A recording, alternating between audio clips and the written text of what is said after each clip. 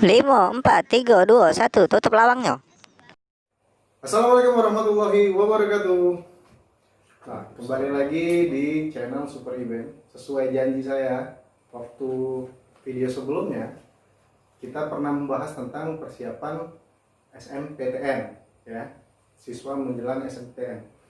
Nah, kali ini saya akan bahas sesuai dengan janji saya kemarin dengan Pak Latif tentang beasiswa, ya, bagaimana cara beliau dulu, ya, ini berbagi pengalaman beliau dulu, bagaimana caranya waktu dia mendapatkan beasiswa untuk S2, ya, kalau nggak salah ya S2. Nah, apa kabar Pak Latif? Alhamdulillah sehat. Oke, jumpa lagi kita di sini ya. Iya. Ya, terima kasih sudah hadir di channel saya, berbagi info dengan teman-teman. Ya, Pak Latif ini kegiatannya di MAN 1 Oku ya sekarang? Selain ngajar di MAN 1 aku, saya juga jadi dosen Dosen di Universitas Batu Raja. di Universitas Batu Raja. Oke, berarti ini semenjak COVID gimana pembelajaran? Jadi pembelajarannya kombinasi ya, artinya kombinasi dalam artian daring ya.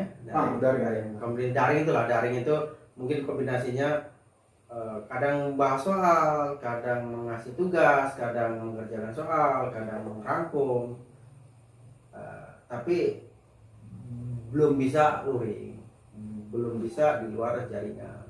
Oke. Nah, ngomongin masalah daring dikit, kita bahas sedikit. Itu kendala yang sering dihadapin siswa atau mahasiswa pada saat daring itu apa sih Pak?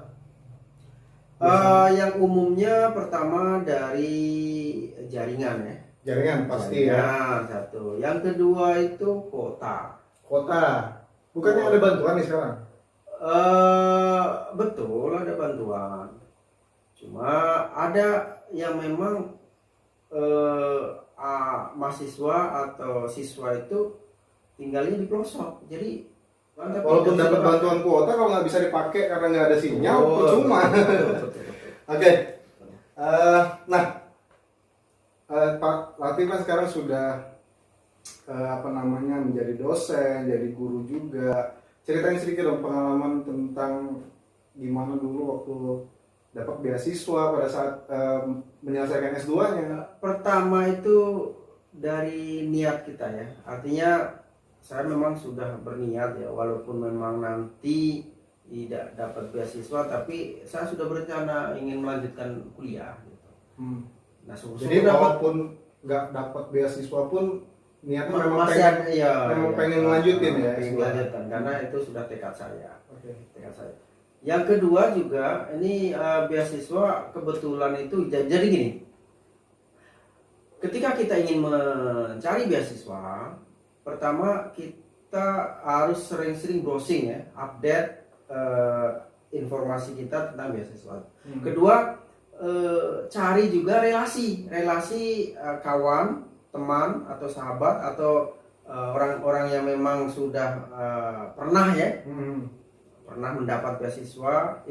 Informasi itu didapat dari mana gitu, sumbernya gitu kan. Biasanya akurat itu tuh, orang-orang yang memang sudah dapat beasiswa biasanya memberikan informasi itu akurat biasanya, kayak gitu. Jadi saya waktu itu dapat informasi juga dari teman, dari kawan yang memang sudah mendapatkan, ya sudah pernah mendapatkan lebih dulu deh ya. Betul. Selanjutnya juga beasiswa ini sesuatu yang memang membantu, sangat membantu sekali ya, terutama bagi kayak kita yang memang keterbatasan biaya ya. Oke. Iya. Dari segi finansialnya ya. Dan biasanya saya bersyukur sekali karena dapat beasiswa itu yang full pembiayaan. Oke. Full pembiayaan dari awal. Berarti ada yang sebagian? Cuma ada. Jadi gini, ada beasiswa yang memang kita kuliah dulu, setelah kita kuliah 1 semester baru kita ngusul beasiswa. Ada yang memang beasiswa itu dari awal sebelum masuk gitu kan. Kalau Pak Latif berarti dari dari bentuknya berarti ikatan dinas atau gimana?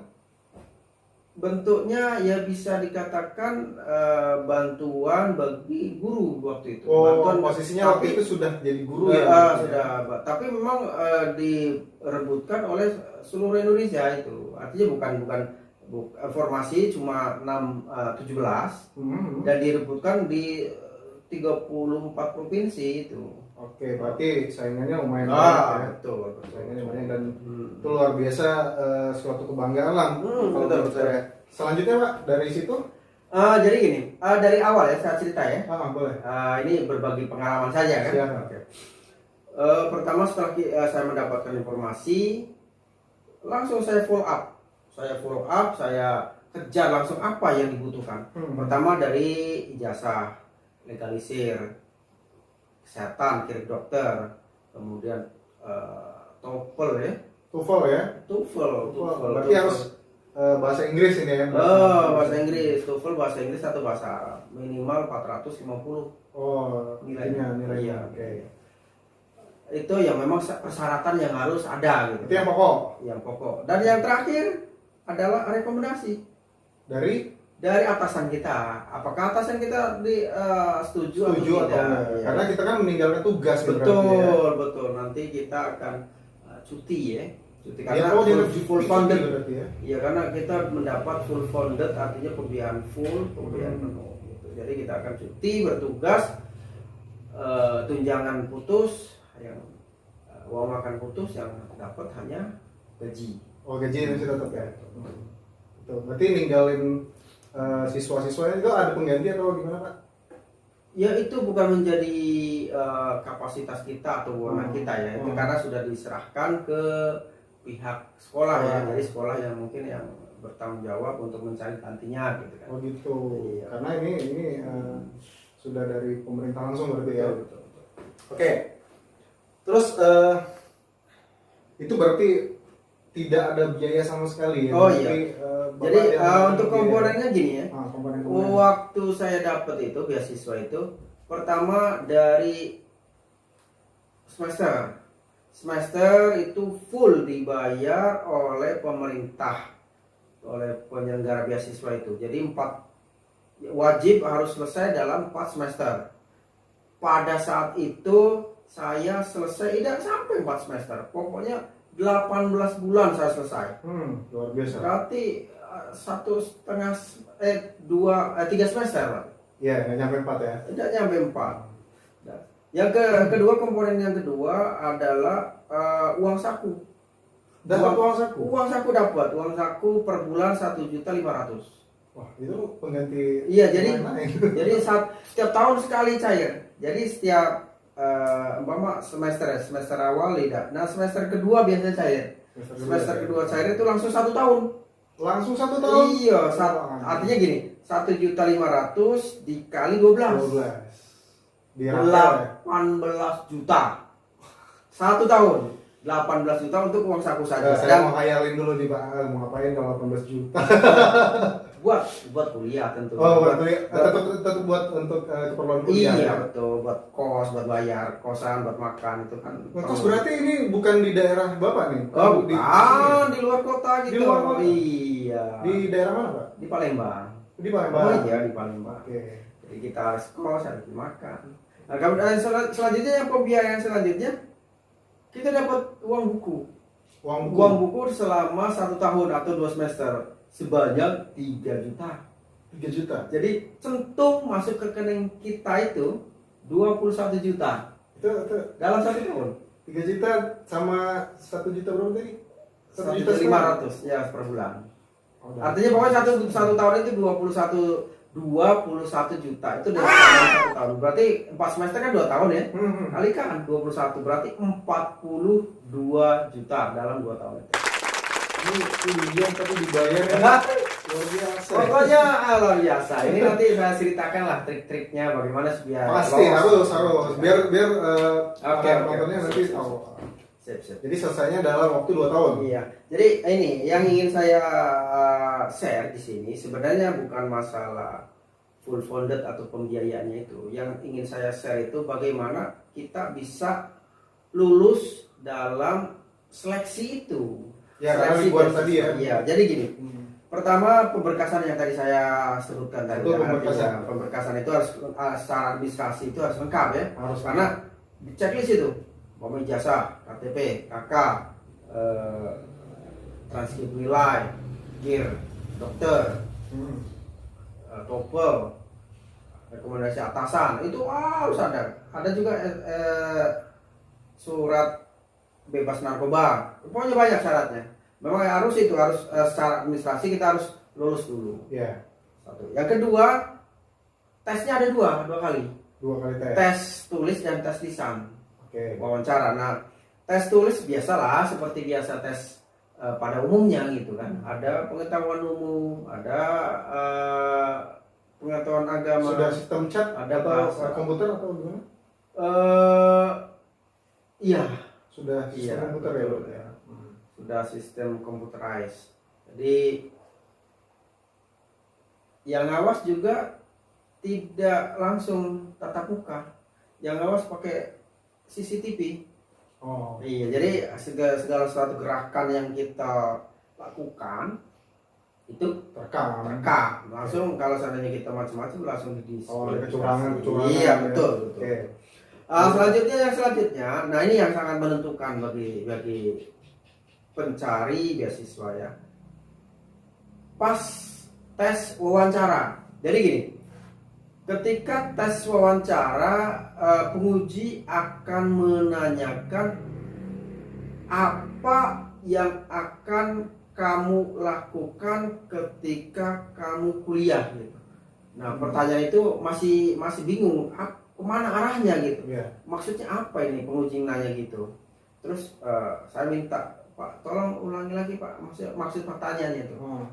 Baru dia menjelaskan begini, apa yang akan kamu teliti ketika nanti kamu lulus gitu. Jadi itu intinya padahal sebenarnya. Iya. Itu intinya, karena gini, mereka ingin mengetahui penelitian apa yang akan kita angkat dalam tesis itu.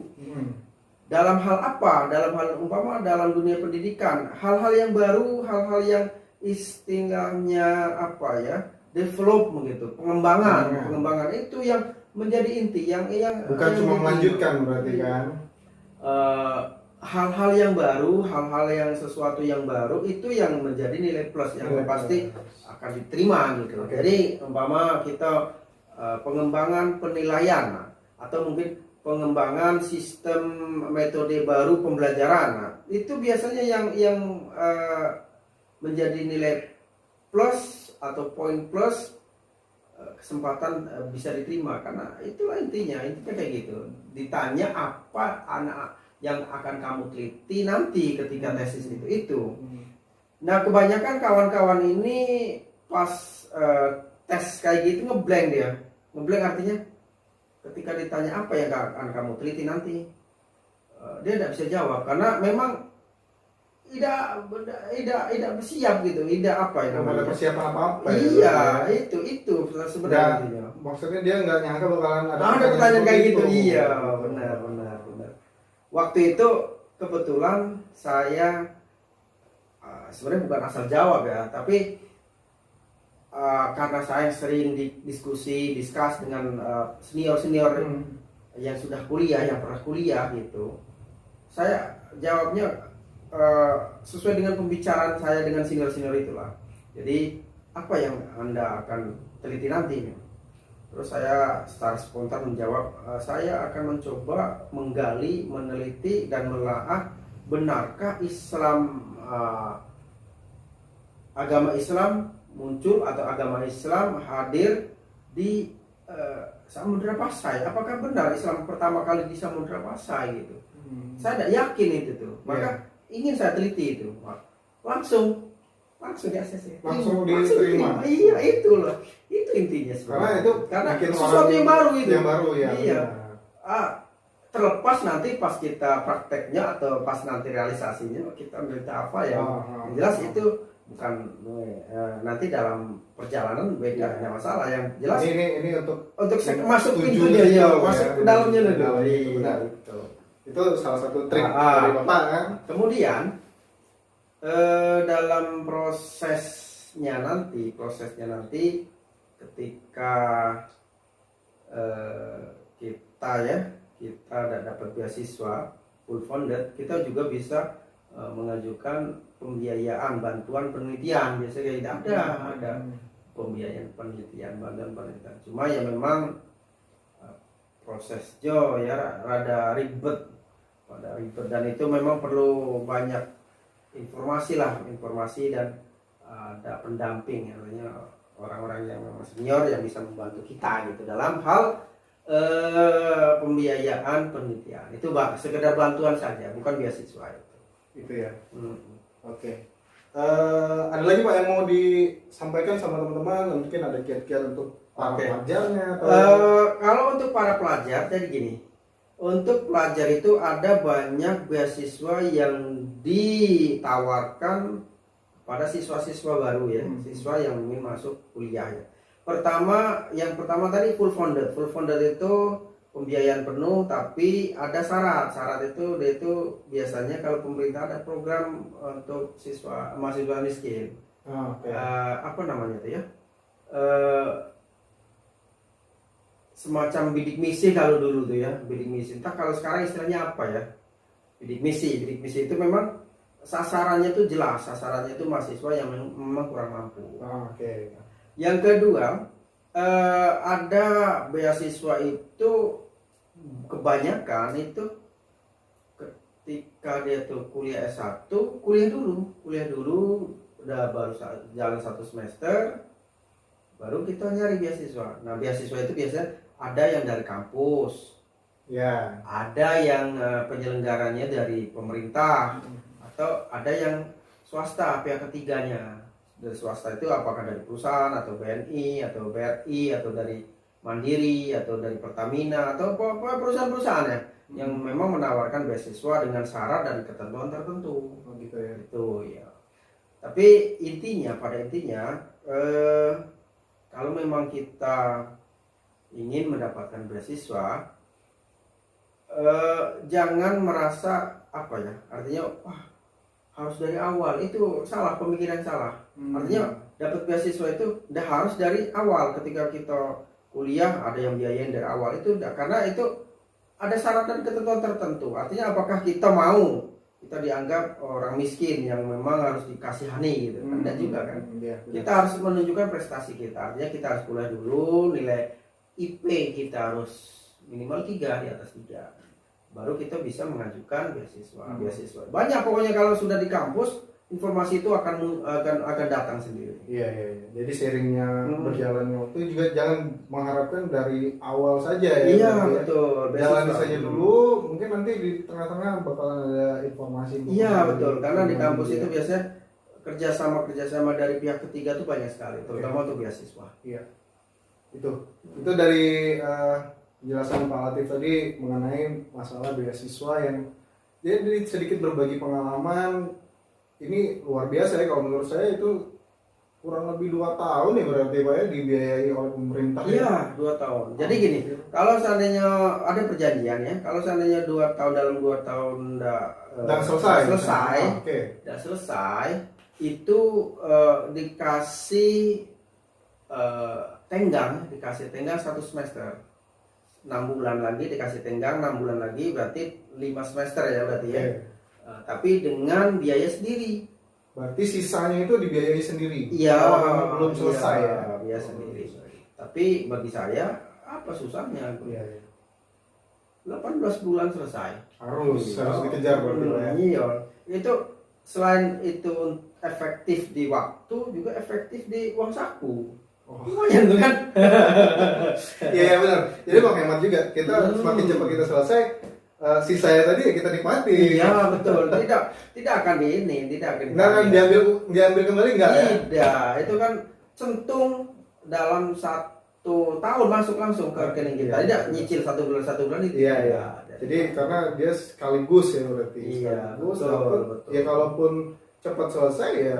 Itu rezeki kita. Dan saya mau tanya dulu, IPK-nya pada saat waktu itu berapa? Komlut. Wow, makanya dia lebih cepat tadi ya. Iya, jadi intinya gini, intinya tuh kuliah itu bukan pada perkuliahan itu tidak gitu. Inti perkuliahan S2 atau S1 itu sebenarnya pada penelitiannya itu. Penelitiannya itu yang memang yang menghambat itu biasa kayak gitu. Kalau perkuliahan biasa saja, umpama intinya jangan ada kita umpama S1 ya, jangan sampai ada nilai C. Kalau S1 ya. C, karena C itu akan menghambat itu. Nanti biasanya akan menghambat umpama kita skripsi, adalah skripsi. Nanti ada yang mata kuliah suruh ngulang karena C gitu kan, karena Betul. mata kuliah wajib gitu kan, KDU biasanya suruh ngulang kalau misalnya tidak dapat C gitu kan.